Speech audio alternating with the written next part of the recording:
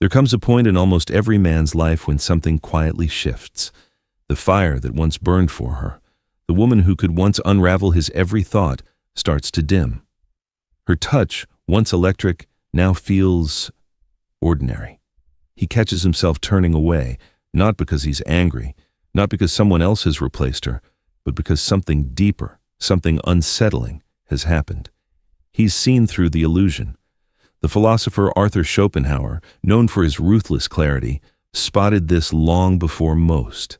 He argued that what we call passion isn't some magical gift of love. It's a clever trick of nature, a compulsion, not designed for happiness but for reproduction.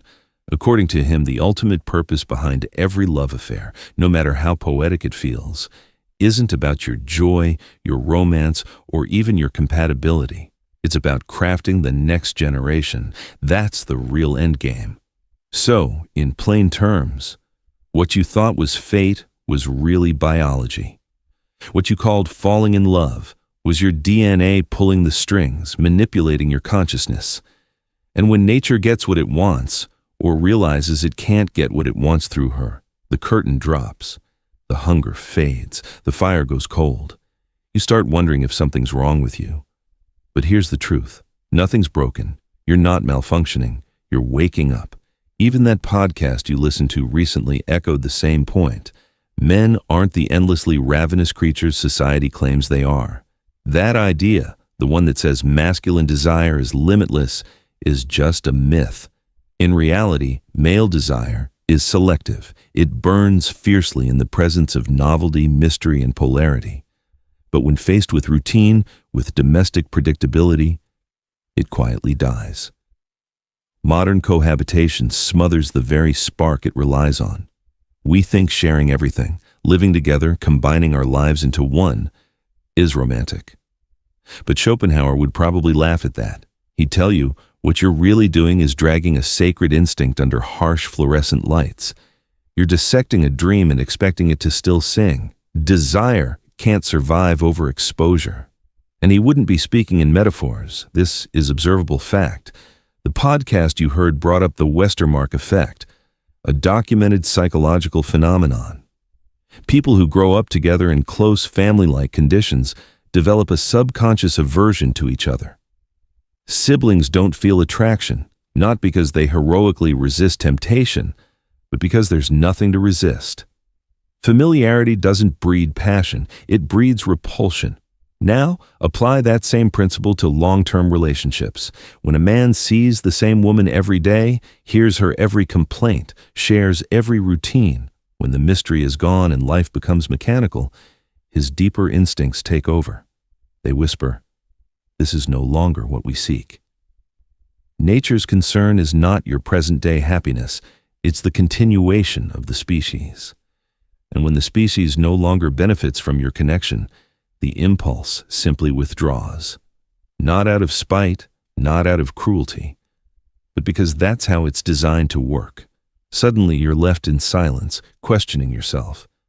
But here's where Schopenhauer gives men something modern self-help books rarely do: dignity.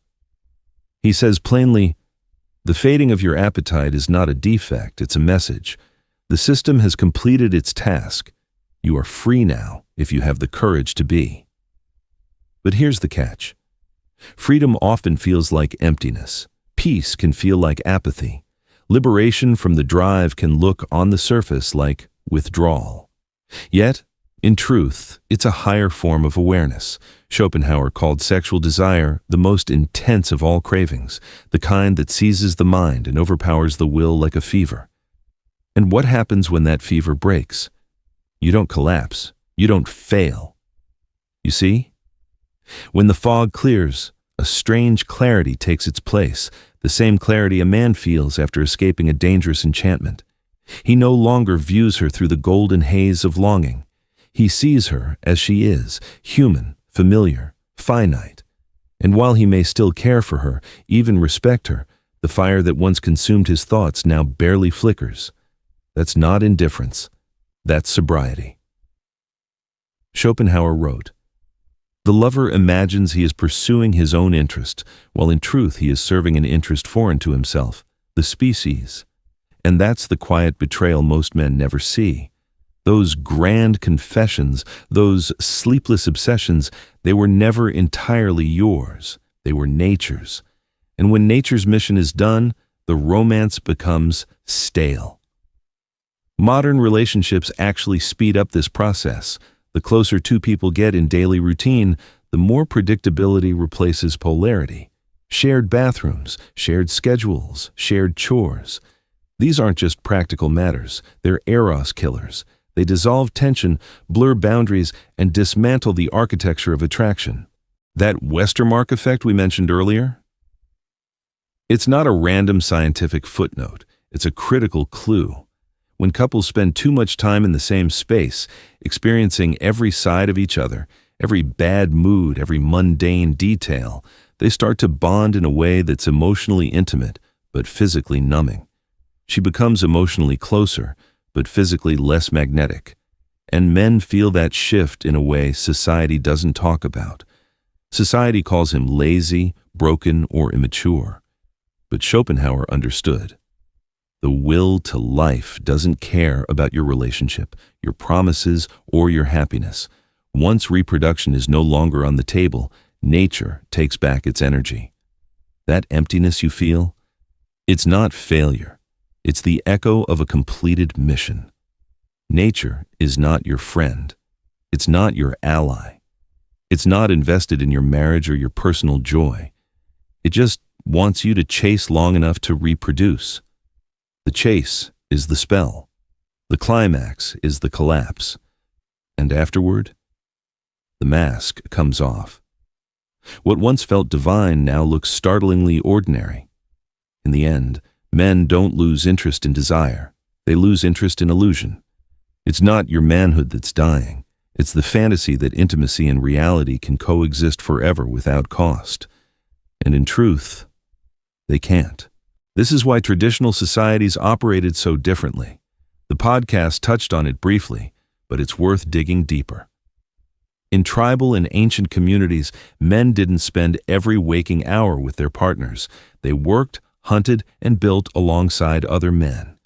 Women raised children together, managed the home, and maintained their own social sphere. Intimacy between the sexes wasn't constant. It was precious, rare. And that scarcity did something modern relationships can't seem to replicate. It kept the tension alive. Tension fuels passion. Without it, desire wilts. But today we do the opposite. We chase closeness at all costs. We believe that more time together, more transparency, more sharing everything will somehow create more love. The irony? It destroys the very thing it's meant to protect.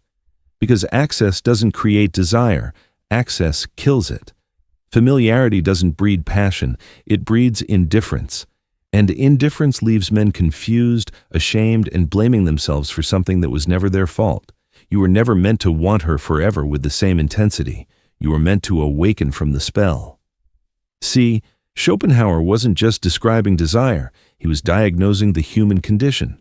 To him, the fading of physical craving isn't a tragedy, it's a step toward sanity. What most men call love, Schopenhauer often saw as captivity, a biological snare dressed up as destiny. And when the spell lifts, when the haze clears, a man faces a reality he didn't prepare for. He is no longer captivated. But there's no ceremony for this, no rite of passage for the quiet departure of craving. Men are left to suffer in silence. They question themselves. Am I getting old? Is something wrong with my hormones? Has my masculinity faded? But the truth is simpler and more freeing. The only thing missing is the lie. That moment of emptiness after sex, the one nobody talks about, Schopenhauer called it the true voice of nature. It's not a joke, it's a revelation. That hollow, almost nauseating feeling is nature retreating. The mission is complete. The strings go slack. And for the first time, you're not under its command. That's not romance. That's reality. And for the awakened man, reality is rarely as comforting as the dream. The podcast framed it through familiarity. When two people spend too much time together in predictable everyday conditions, desire fades. not because love is gone, but because mystery is gone. Men, more than they'll admit, are aroused by distance, by contrast, by something just out of reach. Once she becomes fully known, the dance ends. It's not ingratitude, it's biology. In traditional societies, this polarity, the push and pull, was preserved by structure. Roles were distinct. Time together was limited. The sacredness of the union wasn't protected by emotional closeness. It was protected by space. Today, we flip the script. We prize emotional intimacy so much that we sacrifice attraction for it. We strip away mystery in the name of honesty. We remove boundaries in the name of closeness. And then we wonder why the spark is gone. Schopenhauer knew why. He called marriage the trap nature uses to deceive the individual into acting for the benefit of the species. And once that trap is sprung, once the papers are signed, the routine set, and the masks removed, desire slips quietly out the back door. Some men try to get it back with affairs, fantasies, or constant novelty. But it never lasts, because they still believe fading interest is a flaw to be fixed, rather than a signal to be understood. The truth is, masculine desire is not infinite, it's targeted. It lights up in the presence of risk, possibility, and reward just out of reach. But once it's secured, owned, normalized, what's left to chase? The energy doesn't die. It just looks for a new outlet. And here's where Schopenhauer offers a different path forward. He didn't suggest numbing the senses or drowning in hedonism.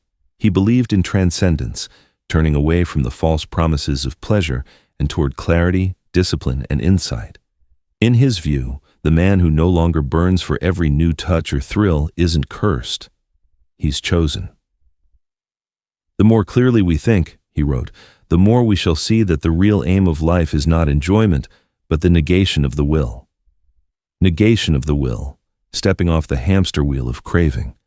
The man who outgrows his desires isn't losing his masculinity, he's reclaiming his agency. But this path is lonely. Few talk about it because the world still insists that masculinity is measured by hunger, conquest, and performance. But what if it's the opposite? What if real masculinity isn't about how much you want, but about what you can walk away from? What if losing interest isn't collapse, but evolution? There's a quiet revolution happening inside men. A shift so subtle most don't realize it's happening. They feel less compelled, less consumed by the same fantasies that once drove them. At first, they panic. Then they grieve.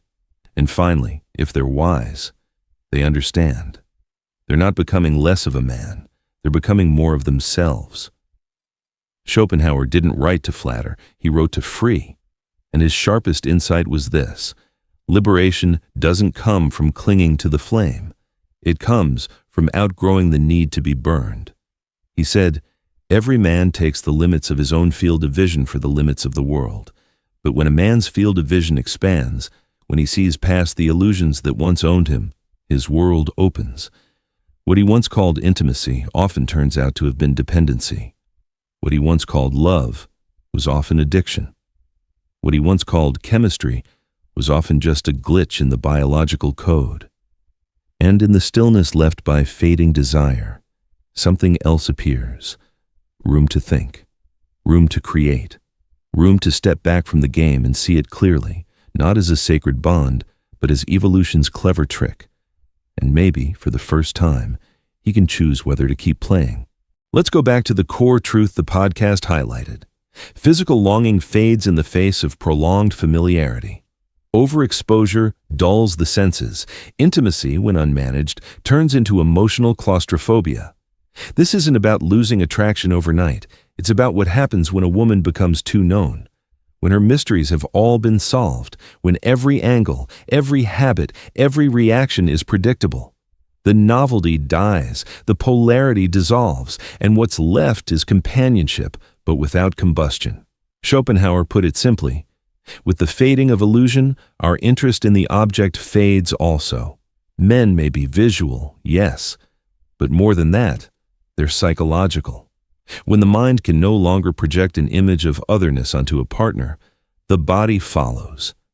Even the most beautiful woman will eventually be met with indifference if the psychic polarity is gone, because the body isn't chasing beauty alone. It's chasing significance, difference, the subtle charge of something not yet fully possessed. And here's the cruel irony of modern relationships. We try to protect love by making everything shared, available, and transparent, when that's exactly what destroys the tension that sparked it. This is how long-term relationships over time start to feel less like romance and more like siblinghood. And nothing smothers desire faster than sameness. Yet when men lose interest, they're often blamed. They're called immature, cold, or emotionally unavailable. But what's really happening is deeper, Schopenhauer deep. They're experiencing the withdrawal of the will. The will is that silent force inside every man that commands desire, manipulates the senses, and rewards only briefly before retreating again. When it's gone, you're left holding the shell of your former obsession, still warm, still familiar, but empty. And if you cling to it out of guilt or fear, you'll rot from the inside out. But if you let it go, if you dare to walk away, you step into a territory few men ever reach: peace. Peace isn't as thrilling as passion. It doesn't make your pulse race or flood you with fantasies. It's not the stuff of love songs or Hollywood endings, but peace, true peace, is the only antidote to illusion. And it's what awaits the man who stops confusing cravings for truth. From the outside, it might look like you've lost something. You're not chasing. You're not performing. You're not proving your desirability through numbers or novelty. But in reality, you've stopped dancing for a master that never had your best interests in mind. You've seen through the seduction. Schopenhauer said, "A man can do what he wills, but he cannot will what he wills." You can't force yourself to want what's already been consumed. You can't reignite a fire that was never truly yours. It belonged to nature, to the species, to the will. And once its work is done, it leaves. What's left isn't emptiness, it's clarity. But clarity is often mistaken for depression. A man who no longer feels the compulsion to pursue is labeled numb or broken. But what if he's not broken? What if he's finally free from the addiction? What if that quiet inside isn't the absence of meaning, but the start of it? Schopenhauer leaned toward asceticism, not because he hated life, but because he understood it. He saw the endless chasing, the jealousy, the heartbreak, the madness, and said, "Enough." Peace isn't found in the next conquest.